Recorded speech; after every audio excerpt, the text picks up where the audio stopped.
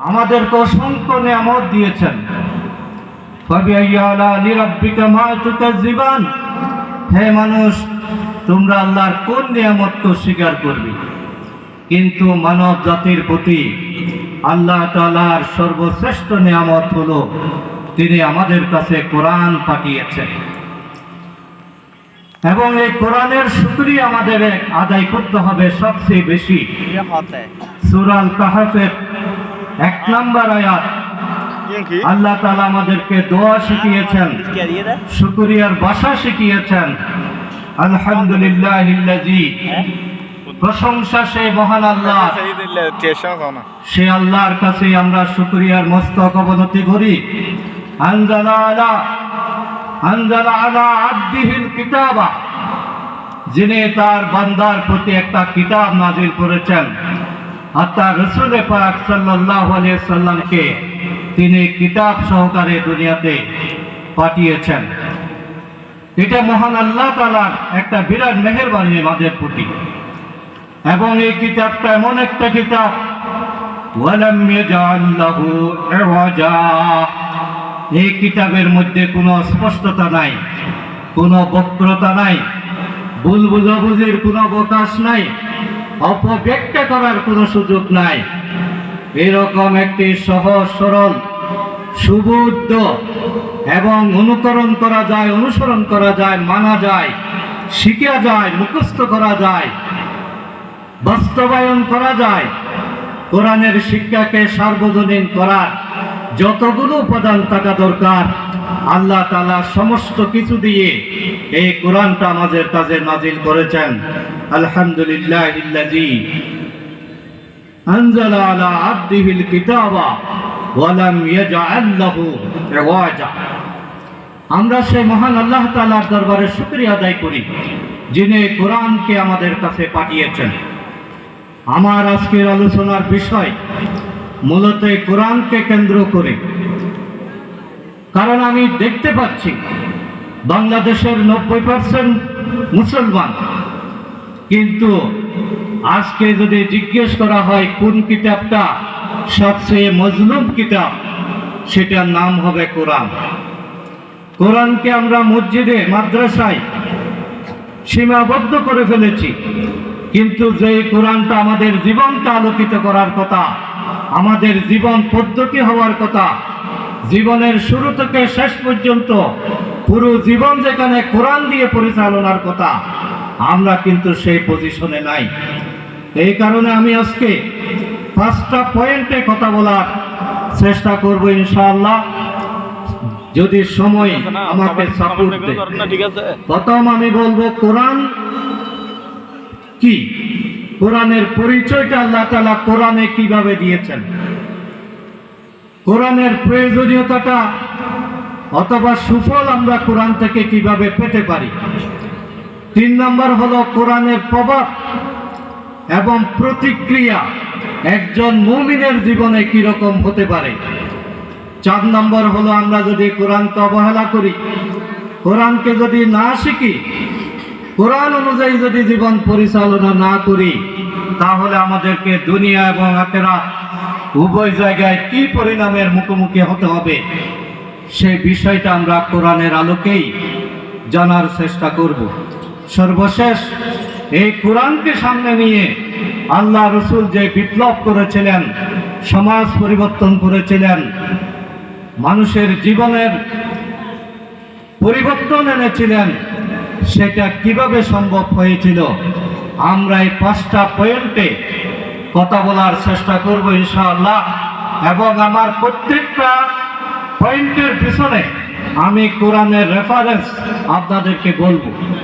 আপনাদের যাদের নোট করার সুযোগ আছে, মোবাইলেও নোট করতে পারেন। আমাদের ওয়াজ মাহফিলগুলো তো শুধু শোনার জন্যই আমরা আসি, আসলে ওয়াজ মাহফিলটা হওয়া উচিত একটা ক্লাসের মতো।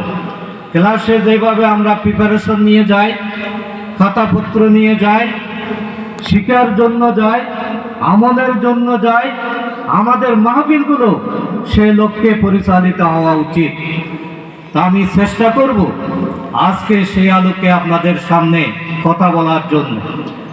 আমি প্রথমেই একটা আয়াতের রেফারেন্স দিয়েছি, আপনারা যারা নোট করতে পারেন করলে ভালো হয়। সেটা হলো সূরা কাহফের 1 নম্বর আয়াত, যে আয়াতে আল্লাহ তাআলা কোরআন দেওয়ার কারণে আমাদেরকে শুকরিয়া আদায়ের কথা বলেছেন।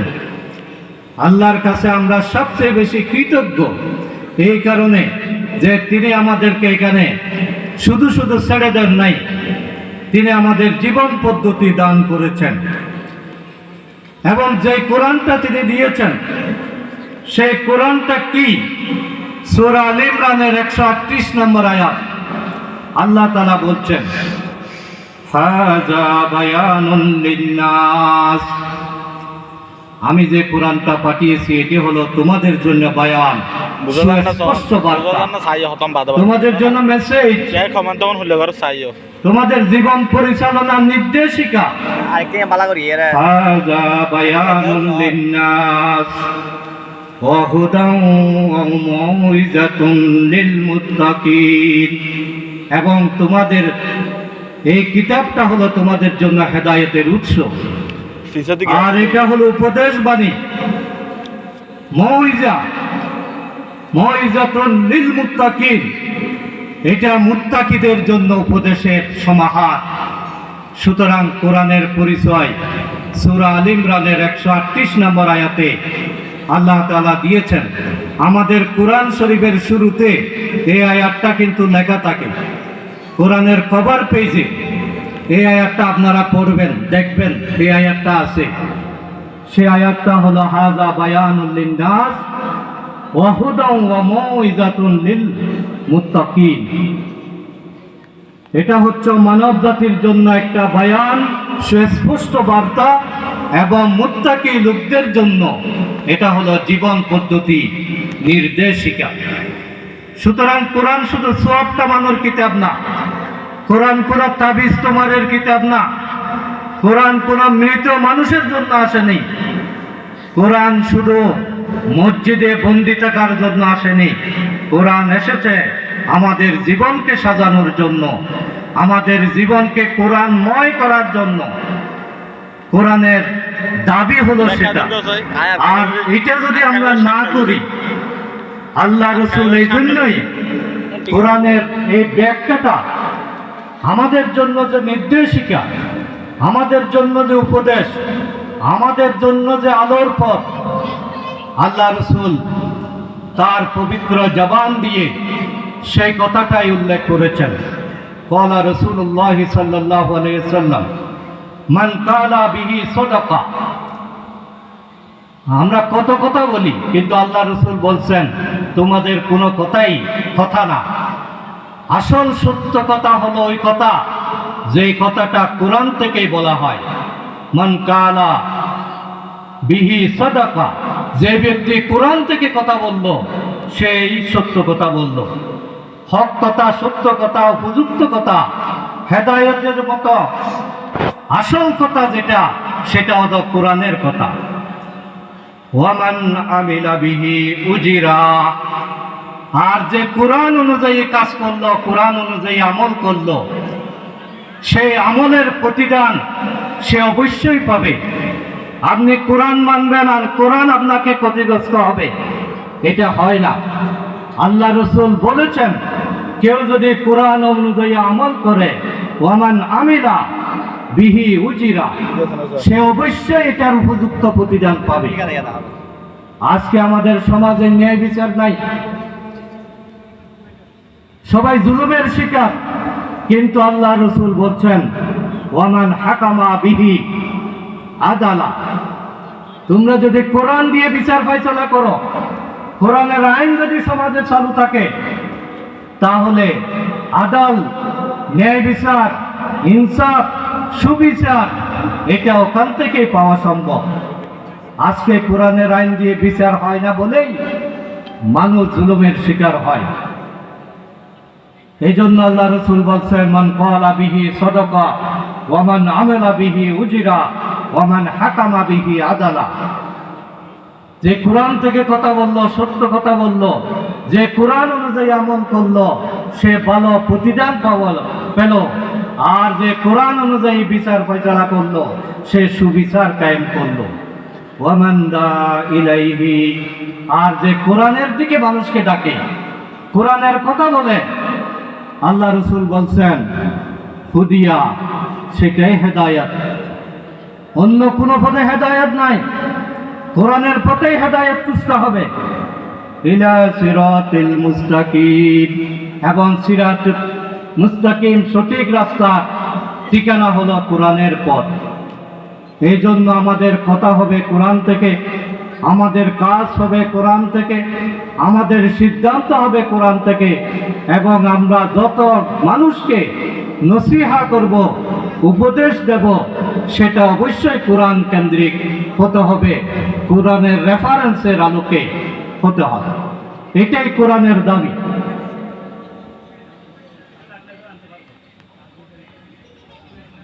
আমরা যখন কোরআন পড়তে যাই, কোরআনের কথা যখন বলি, তখন অনেকেই বলে যে কোরআন অনেক কঠিন। আমি তো বাংলা ভাষা, আমি তো আরবি পড়তে পারি না, কোরআন শেখা সকলের পক্ষে সম্ভব না। এটা হুজুররা শিখবে, এটা মুফতি মুহাদ্দিসরা শিখবে, সকলের জন্য কোরআন আসে নাই। না, এই ধারণা সম্পূর্ণ ভুল। আল্লাহ তাআলা বলে দিয়েছেন মানুষ যাতে এই ধারণা না করে যে কোরআন কঠিন, কোরআন শিখে যাবে না, কোরআন বোঝা যাবে না, কোরআন অনুসরণ করা যাবে না, এই ধারণা যাতে মানুষের অন্তরে জাগ্রত না হয়, এই জন্য আল্লাহ তাআলা কোরআনেই তার সমাধান দিয়েছেন। সূরা আল কামারে 4 জায়গায় একই কথা বলেছেন। 17 নম্বর আয়াত, 22 নম্বর আয়াত, 32 নম্বর আয়াত, 40 নম্বর আয়াত, 4টা আয়াতে আপনি একই ভাষা, একটা সেন্টেন্স 4 জায়গায় আল্লাহ তাআলা বলেছেন। আল্লাহ তাআলা বলছেন ওয়ালাকাদ, যারা আরবি বুঝেন তারা অবশ্যই এটার অর্থ বুঝেন যে নিশ্চয়তা, নিশ্চয়তার উপর নিশ্চয়তা দেওয়া হয়েছে। লাম অর্থ নিশ্চয়তা, কদ অর্থ নিশ্চয়তা। আল্লাহ বলছেন অবশ্যই অবশ্যই, কোনো সন্দেহ নাই, বিতর্কের কোনো সুযোগ নাই, বুঝাবুঝির কোনো কিছু নাই। আমি ঘোষণা করছি ওয়ালাকাদ ইয়াসসারনাল কুরআনা, কোরআনকে আমি সহজ করে দিয়েছি। আল্লাহর ঘোষণা হলো কোরআন সহজ, লিযিকির, কোরআনকে অধ্যয়ন করার জন্য, মনে রাখার জন্য, বোঝার জন্য, মুখস্থ করার জন্য, তাফসীর করার জন্য, জিকির করার জন্য, কোরআনের সমাজ কায়েম করার জন্য আমি সহজ করে দিয়েছি। ওয়ালাকাদ ইয়াসসারনাল কুরআনা লিযিকরি ফাহাল মিন মুদ্দাক্কির, কেউ কি আছো তোমরা সেটা নিয়ে চিন্তা ভাবনা করবে? কোরআন যে সহজ, এটা যে তুমি ধারণার মধ্যে নিবে, এই ধরনের কোন বান্দা কি আছো? আল্লাহ আবার প্রশ্ন করছেন। এই জন্য কোরআন হলো এমন একটা কিতাব যেটা পড়া সহজ, যেটা সুর সহজ, যেটা বোঝা সহজ, যেটা মনে রাখা সহজ, এবং সবচেয়ে হালকা, সবচেয়ে উপাদেয়, সবচেয়ে মজাদার, সবচেয়ে ইন্টারেস্টিং, সবচেয়ে ভালো লাগার কিতাব হলো কোরআনুল করিম, কোরআনুল মজিদ। সুতরাং আমরা যাতে কখনো আল্লাহ যা বলেছেন তার বিপরীত সিদ্ধান্ত না নিই, বিপরীত কথা যদি আমরা প্রচার করি, কেউ যদি বলে যে কোরআন সবাই বুঝতে পারবে না, তোমার পক্ষে কোরআন শেখা সম্ভব না, এই কথা যদি কেউ বলে তাহলে সে আল্লাহর আয়াতের বিরোধিতা করে। সুতরাং আমাদের মনে সাহস সঞ্চয় করতে হবে যে সব বয়সে কোরআন শেখা সম্ভব। আল্লাহ রসুলের সমস্ত সাহাবীরা 13-14 বছর, 17 বছরের যুবক ছিলেন না। হযরত সালমান ফারসি রাদিয়াল্লাহু তাআলা আনহু, তিনি ঈমান এনেছেন 80 বছর বয়সে। তিনি ইরান থেকে হেঁটে হেঁটে মদিনায় এসেছেন, ঈমান এনেছেন। সেই 80 বছর বয়সে ঈমান এনে তিনি কোরআন শিখেছেন এবং জলিল কদর সাহাবার মর্যাদা লাভ করেছেন। তাহলে আমাদের এখানে কারো বয়স 80 হয়নি, সুতরাং আমরা কেন ভয় পাব? এটা হলো কোরআনের বৈশিষ্ট্য, হলো দুনিয়াতে সবচেয়ে সহজ যদি কোনো কিতাব থাকে সেটা হলো শুধুমাত্র আল কোরআন, একমাত্র আল কোরআন। আপনি চিন্তা করেন, কোনো ভাষা জানে না কিন্তু কোরআন জানে, একজন অন্ধ লোক কোরআন মুখস্থ করতে পারে, 7 বছরের একজন ছেলে 30 পারা কোরআন মুখস্থ করতে পারে। অথচ আপনাকে যদি একটা কবিতা মুখস্থ করতে দেওয়া হয়, 1 সপ্তাহে করতে পারবেন না। তাহলে কোরআন সহজ নয় তো কোন কিতাব সহজ? আল্লাহর কথাই সত্য, ওয়ালাকাদ ইয়াসসারনাল কুরআনা লিযিকরি ফাহাল মিন মুদ্দাক্কির। সুতরাং আমরা কোরআনকে বুকে ধারণ করার চেষ্টা করব। আমরা একে দূরে ঠেলে দেব না। আমার পক্ষে সম্ভব নয়, বয়স চলে গেছে, এই কথা মনে করা এটা শয়তানি ওয়াসওয়াসা। কোরআনের পরিচয় হলো কোরআন এসেছে আমাদেরকে সমস্যার সমাধান দেওয়ার জন্য।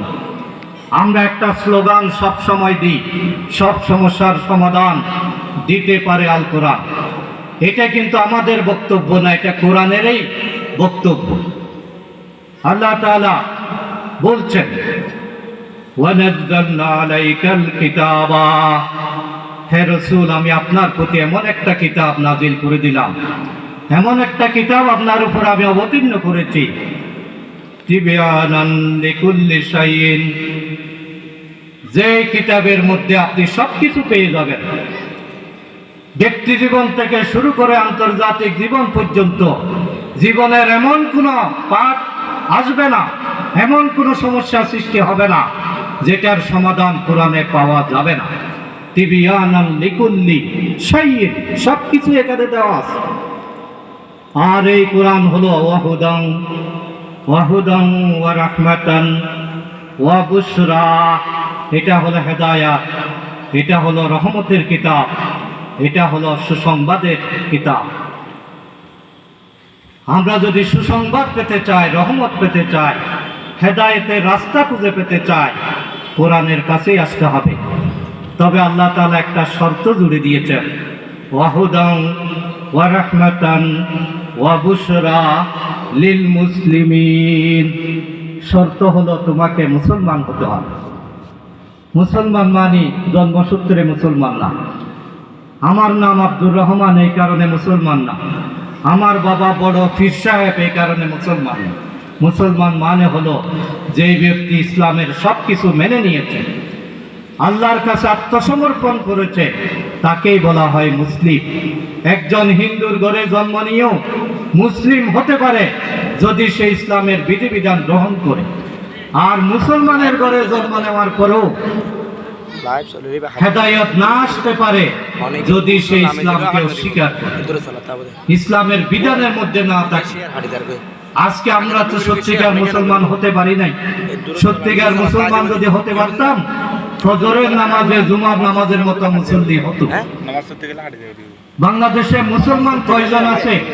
আপনি ফজরের নামাজে কয়জন মুসল্লি এই কলাউজান ইউনিয়নে হাজির হয়েছে, এটা দিয়ে আপনি লিস্ট করতে পারবেন। মুসলমান ওগুলোই, বাকি হলো আদমশুমারির মুসলমান, জন্মসূত্রে মুসলমান, উত্তরাধিকার সূত্রে মুসলমান। এই কারণে আমরা কোরআন থেকে হেদায়েতও পাচ্ছি না, আমরা রহমতও পাচ্ছি না, আমরা কোনো সুসংবাদও সেখান থেকে অর্জন করতে পারছি না। আল্লাহ তাআলা শর্ত জুড়ে দিয়েছেন, ওয়াহুদান ওয়া রাহমাতান ওয়া বুশরা লিল মুসলিমিন, তোমাদেরকে মুসলমানিত্ব অর্জন করতে হবে। আল্লাহ তাআলা আরো বলছেন যে কোরআন হলো তোমার জীবন থেকে অন্ধকার দূরীভূত করার একটা সার্চ লাইট। এখানে লাইট দেওয়ার কারণে আমরা সব দেখতে পাচ্ছি। কোরআন যদি চালু হয়, মানুষের মধ্যে কোনো জাহেলি